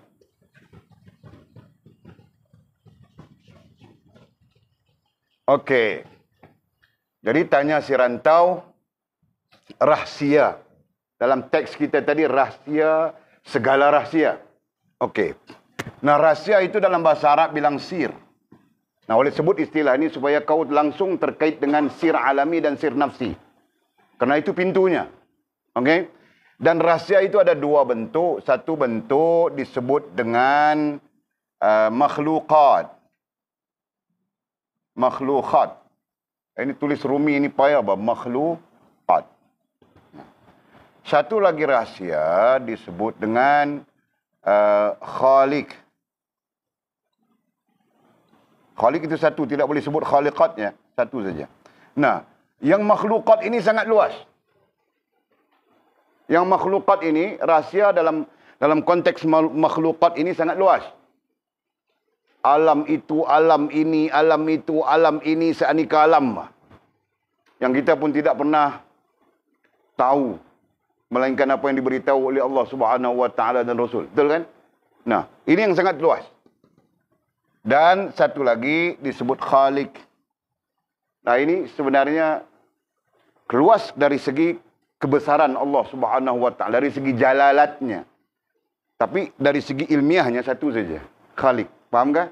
Nah, Allah akan sir ni akan terbuka yang ini dan akan terbuka yang ini. Sebab itu bilang dua tadi.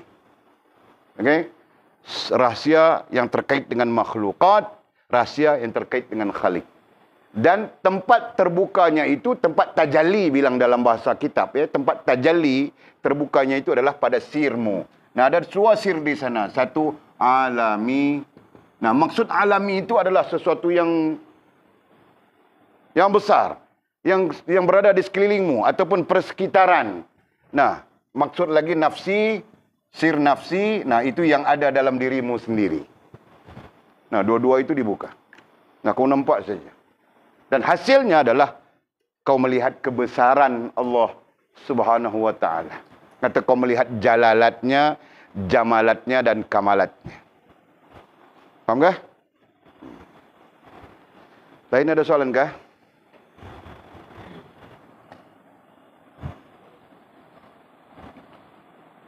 Tiada. Okey. Bismillahirrahmanirrahim. Alhamdulillahirabbil alamin wassalatu wassalamu ala asyrafil mursalin sayyidina wa maulana Muhammad wa ala alihi washabbihi ajma'in.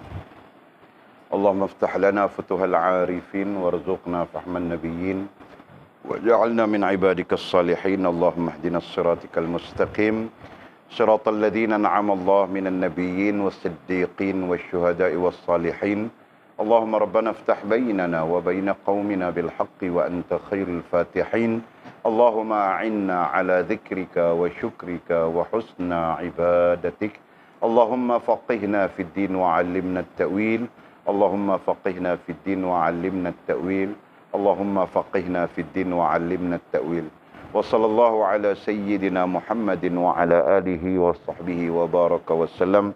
Walhamdulillahi Rabbil Alamin. Taqabbalallahu minna wa minkum. Jadi yang ada